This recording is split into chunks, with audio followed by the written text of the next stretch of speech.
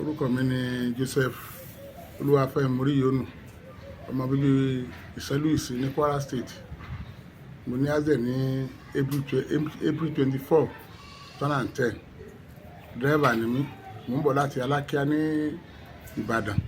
Mo dé opposite Gúnmọ̀ra yẹ, mo accident, mo kán ní ìta méjì. Àti ìgbà yẹn mo ti wà lórí ìjókòó, mo ti ná owó mi tán. Kò sí ẹ̀ka mọ́, kò sẹ́bí tó sára. Mo wá bẹ ẹ̀yin ọmọ Nàìjíríà kẹjọ kẹrẹ mi lọ́wọ́ kẹ bá ń share fídíò yìí sí Àgbàlá Gabriel. Gbọ́ pé bàbá yẹn ó máa ń ran àwọn èèyàn lọ́wọ́. Mo wá ń bẹ bàbá wa náà Olúwa kó jọ kó rẹ̀ mí náà lọ́wọ́, kó gbé mi dìde, kó mi náà fi rìn padà. Ọlọ́run á dẹ̀ máa wà pẹ̀lú ẹ̀, a máa ṣèṣe fún ẹ̀yin ọmọ Nàìjíríà. Á bá ń share fídíò yìí tó máa fi dé ọ̀dọ̀ Àgbàlá Gabriel. Ẹni dààmú lágbó Ọlọ́run. Ẹni wà lójú kan bí omi adágún.